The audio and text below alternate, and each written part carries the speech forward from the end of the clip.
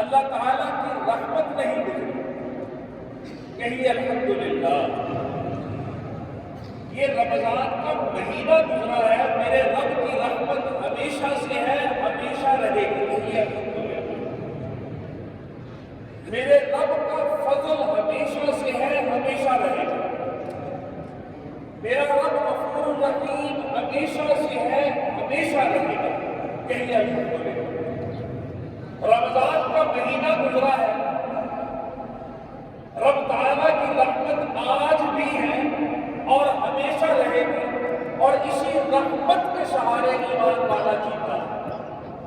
آئیے ہم پھر سے رب تعالیٰ کی رحمت کو پکاریں کہ میرے رب کریم اپنی رحمتوں سے ہمیں اور ہمارے گھروں کو ہمیشہ سرسبز و شاداب رکھنا، ہماری زندگیاں رحمتوں سے بھری رہی، کبھی کوئی ایسی آزمائش نہ آئے، کبھی رحمت کی نگاہ سے ہم محروم نہ ہوں۔ رمضان ہو یا غیر رمضان ہو، میرے اللہ اپنی رحمت سے حبیب پاک صلی اللہ علیہ وآلہ وسلم کی امت کو کبھی محروم نہ فرمانا، آمین۔ رمضان گزرا ہے، نماز باقی ہے۔ رمضان گزرا ہے، نمازیں باقی ہیں۔ رمضان گزرا ہے، روزے باقی ہیں۔ رمضان گزرا ہے، خیر کے کام سارے باقی ہیں۔ اس میں کہنے کی بات کیا ہے؟ یاد دہانی آج کی اس میدان میں کیا ہے کہ رمضان کے گزرنے کے ساتھ سارا کا سارا اپنا خیر کا معاملہ وائنڈ اپ نہ کر دیجیے، لپیٹ نہ دیجیے۔ نماز پورا سال، زندگی کے آخری لمحے تک ہوش و حواس قائم ہے، 5 وقت کی نماز فرض عین ہے، کہ یہ انشاءاللہ اس میں کوتاہی نہیں ہوگی، انشاءاللہ۔ نماز میں کوتاہی ہو گئی تو پھر رمضان میں جو نمازیں پڑھتے رہے، جو تراویح 20-20 رکعت پڑھتے رہے، جو تہجد اور قیام کرتے رہے، تو معلوم ہوگا کہ پھر رمضان میں سے کچھ حصہ نہ لے سکے۔ آئیے اس سب کچھ کو اپنے ساتھ لے جائیں، پورا سال اس کو اپنے ساتھ رکھیں۔ بہت سے اہل علم کی یہ رائے ہے، بہت سے اہل علم کی یہ رائے ہے کہ انسان جس طرح رمضان گزارتا ہے وہ اشارہ ہو جاتا ہے کہ اس کا بقیہ سال اس طرح سے گزرے گا۔ اور بعض نے اس کو ان لفظوں میں ذکر کیا کہ اگر کوئی شخص یہ چاہے کہ میرا رمضان رب تعالیٰ کے ہاں قبولیت کا درجہ پایا کہ نہ پایا، تو وہ یہ دیکھ لے کہ رمضان کے بعد کی زندگی اس کی رمضان کے کتنے قریب ہے، یا رمضان کے اعمال کے ساتھ کتنی مزین ہے۔ اگر آج صبح فجر کی نماز بھی چھوڑ دی اور آج کے دن سے پھر نمازیں چھوڑنے کا معمول بن گیا، تو پھر سمجھ لیجئے کہ رمضان المبارک میں جو تعالیٰ نے فرمایا تھا لعلکم تتقون ایاما معدودات، کہ یہ چند دن ہے جو تمہارے اندر تقوی پیدا کر دیں گے، تو سمجھ لیجئے کہ رب تعالیٰ نے اپنے ان بندوں کی شان اور وصف اور توصیف بیان فرمائی تھی جو اللہ کے سچے بندے ہیں، جو بھولے ہوئے تھے لیکن اب وہ واپس خیر کے راستے پر آ چکے ہیں۔ تو کہیں ایسا تو نہیں کہ میں ان میں سے نہیں، کہیں ایسا تو نہیں کہ میں نے اس میں سے کچھ حصہ نہیں لیا۔ رمضان کا مہینہ گزرا ہے، نمازیں باقی ہیں۔ بہت سادہ سے لفظوں میں بات عرض کرتا ہوں، رمضان کا مہینہ گزرا ہے، روزے باقی ہیں۔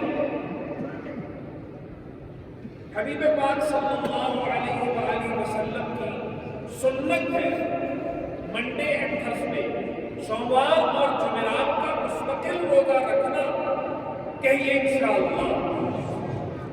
صرف نعرہ لگانا عشق کا دعویٰ کر دینا، محبت کا اعلان کر دینا کافی نہیں ہوگا، خاص طور پر اس اللہ کے بندے اور بندی کے لیے کہ جو ابھی رمضان سے گزرا ہو اور قریب دنوں میں سوموار کا دن آ جائے، جمعرات کا دن آ جائے اور وہ روزے سے محروم ہو جائے تو یہ اچھا نہیں ہوگا۔ پورا سال رمضان المبارک میں روزے کی طرح جمعرات کا اور سوموار کا اور چاند کی 13، 14 اور 15 کا، اور بلکہ میں یہ کہوں گا کہ بکثرت روزے رکھنے کی عادت بنائیے، کہیے انشاءاللہ، بھولیے گا نہیں، یہ سبق ابھی تازہ کرنے کا ہے، ابھی یاد کرنے کا ہے۔ اور اس میں رمضان کے بعد نماز اور روزے کی مثال دینے کے بعد جو تیسری بات کرنا چاہتا ہوں وہ بہت اہم ہے، وہ یہ ہے کہ اچھے اخلاق رمضان میں اپنائے، گناہوں سے رمضان میں بچے۔ رمضان کا مہینہ گزرا، کبیرہ گناہوں کے قریب اب بھی نہیں جانا۔ جو آیت مبارکہ ہم نے پڑھی اس کے اندر رب تعالیٰ کا پاک ارشاد ہے، وَاعْبُدْ رَبَّكَ حَتَّى يَأْتِيَكَ الْيَقِينُ، یہاں تک کہ تمہیں موت آئے اس وقت تک تمہیں رب تعالیٰ کی بندگی میں لگے رہنا۔ یہ مضمون ہے اس کا۔ کہاں ذکر ہے اس کے اندر کہ صرف رمضان کے لیے ہے؟ یہ میرا حسن خلق، یہ میرا اچھا بول، یہ میرا گھر کے اندر مسکرا کر جانا، یہ میرا اپنے والد کی خیریت معلوم کرنا، یہ میرا غصہ نہ کرنا، یا میرا حرام کاموں سے بچنا، یا میرا دوسرے کے حق کی ادائیگی کا ارادہ کرنا، میرا کبیرہ گناہوں کے دروازوں سے دور رہنا، میرے محترم بھائیوں اور میری بہنوں یاد رکھنا، یہ کبھی بھی صرف رمضان کے ساتھ خاص نہیں ہے، پورا سال اور پوری زندگی کرنے کا کام ہے، کہیے انشاءاللہ۔ جو شخص، یہ سبق ہے آج کا، جو شخص کبیرہ گناہوں سے بچ گیا اور جس شخص کی عادت کبیرہ گناہوں سے بچنے کی رمضان میں رہی اور اب کسی کبیرہ گناہ کا وہ ارادہ نہیں رکھتا، بچے گا کبیرہ گناہوں سے، سمجھ لیجئے کہ رمضان میں اس کا شاندار گزرا اور مبارکباد بھی اس شخص کے لیے۔ اور اگر ابھی سے پلاننگ ہے اور خرابیوں کی اور گناہوں کی ترتیب بنائی ہے، آج عید کے اس میدان میں ضرور اس بات کو یاد رکھیے گا کہ بعض روایات میں یہ مضمون بھی آتا ہے کہ پورے رمضان المبارک میں جتنی رحمت اور مغفرت کے فیصلے ہوتے ہیں، بعض روایات میں یہ مضمون آتا ہے، سمجھیے بات، پورے رمضان المبارک میں جتنی رحمت اور برکت اور مغفرت کے فیصلے ہوتے ہیں، اسی کے مقدر یا بعض روایات میں اس سے بھی زیادہ عید کے دن اور عید کے میدان میں رب تعالیٰ کی طرف سے رحمت اور برکت اور مغفرت کے فیصلے ہوتے ہیں۔ اہل علم نے ذکر کیا، بات کو سمجھیے، اہل علم نے ذکر کیا کہ عید کے میدان میں یہ فیصلہ کن کے لیے ہوتا ہے؟ میری گزارش سمجھ رہے ہیں؟ عید کے میدان میں یہ فیصلہ کن کے لیے ہوتا ہے؟ فرمایا کہ ان خوش نصیبوں کے لیے یہ فیصلہ ہوتا ہے کہ جو خوش نصیب اپنی آئندہ زندگی میں رمضان ہی کے مطابق گزارنے کا عزم لے کر آتے ہیں۔ آئیے اپنے سبق کو تازہ کریں، حسن خلق کے ساتھ پیش آئیں، اخلاق کے ساتھ پیش آئیں، بھلے کام کریں گے، بھلائیاں تقسیم کریں گے، سہولتیں پیدا کریں گے،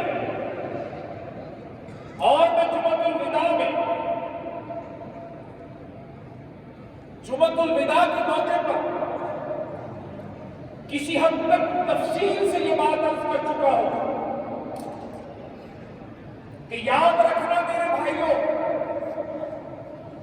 کسی قسم کی غلط فہمی میں نہ رہنا، اور آج عید کے میدان میں بھی میں اسی بات کو دہرا رہا ہوں، اللہ کا واسطہ ہے غلط فہمیوں سے نکل آئیے، قبل اس سے کہ جان نکل جائے اور پھر دیر ہو جائے۔ غلط فہمی کیا ہے؟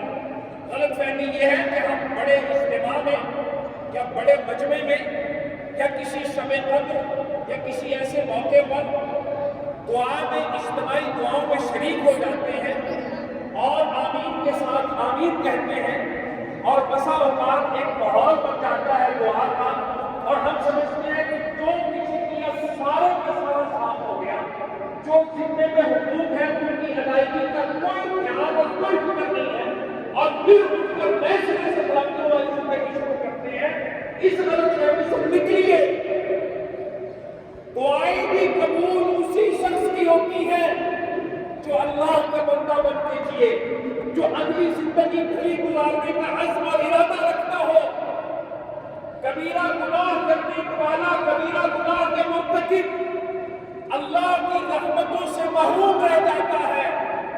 میرے محترم بھائیوں، ہزاروں نہیں لاکھوں کی تعداد میں پورے پاکستان سے، قریب کے شہروں سے میری بہنیں ہزاروں کی تعداد میں اس عید کے اجتماع میں اللہ کا واسطہ دے کر آپ سے درخواست کرتا ہوں، کبیرہ گناہ ہے جنہوں نے میری اور آپ کی زندگی تباہ کر رکھی ہے، یہ کبیرہ گناہ ہے جنہوں نے مجھے اور آپ کو دبا رکھا ہے، یہ کبیرہ گناہ ہے کہ جنہوں نے مجھے اور آپ کو بے سکون کر رکھا ہے۔ جس طرح رمضان کے مہینوں میں گناہوں سے بچے ہیں، پورا سال گناہوں سے بچنے کا عزم اور ارادہ کریں۔ یہ ہے حقیقی معنوں میں تبدیلی، اور یہ ہے حقیقی معنوں میں رمضان کی قبولیت۔ کہہ دیجیے انشاءاللہ تعالی۔ اور جب میں کبیرہ گناہوں کا ذکر کرتا ہوں تو میں عام طور پر ابھی جمعۃ الوداع میں بھی یہی مثال دی، آج پھر دوہرا رہا ہوں، چونکہ مضمون اتنا اہم ہے، میں کیا کروں، آج میں وہی بات کرنی پڑ رہی ہے کہ والدین کو دکھی مت کیجیے، اللہ کا واسطہ۔ والدین کو دکھی کرنے والا کبھی دنیا میں سکھ نہیں پا سکتا۔ بڑی غلط فہمی ہوگی، آپ جتنا مرضی زور لگا لیں، میں آپ کو یہاں تک عرض کروں، ساری دنیا کے انسان مل کر کسی ایک انسان کو کامیاب کرنا چاہیں، اللہ کی قسم جب تک میرے رب کا فیصلہ کامیابی کا نہ ہو نہیں کر سکتا۔ میرے رب کا فیصلہ ہے کہ والدین کا نافرمان اپنی دنیا کی زندگی جہنم بنا لیتا ہے۔ اور میرے پیارے بھائیوں اور بیٹوں، میری بہنوں اور بیٹیوں، اللہ کا واسطہ ہے اپنے والدین کو دکھی نہ کریں۔ آپ شب قدر کی تلاش میں عید کے موقع پر بڑے بڑے اجتماعات میں، حتیٰ کہ پتہ نہیں کس کس بزرگ کے یہاں جاتے ہیں دعاؤں کے لیے۔ آج ایمان سے کہتا ہوں، جس کے ماں باپ زندہ ہو اسے کسی کے یہاں دعا کے لیے جانے کی ضرورت نہیں پڑتی، اور جس کے ماں باپ اس سے دکھی ہو وہ بیت اللہ کا غلاف میں پکڑ کے روتا رہے تو رب تعالیٰ کی رحمت متوجہ نہیں ہوتی۔ اللہ کا واسطہ ہے، اس بات کو سمجھ لیجیے، ماں باپ کو دکھی نہ کیجیے۔ اور اسی طرح جب کبیرہ گناہوں کا ذکر آتا ہے تو یہ تو ہم سمجھتے ہیں کہ سود حرام ہے، یہ تو سمجھتے ہیں کہ زنا حرام ہے، یہ تو سمجھتے ہیں کہ شراب حرام ہے۔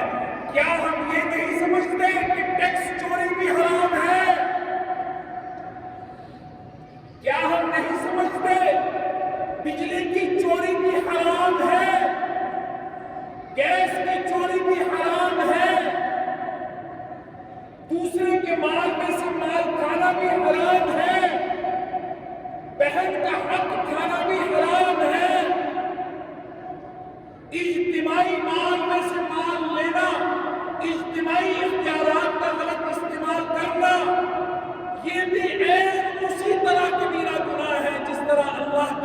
वाली कबीरा गुनाह है।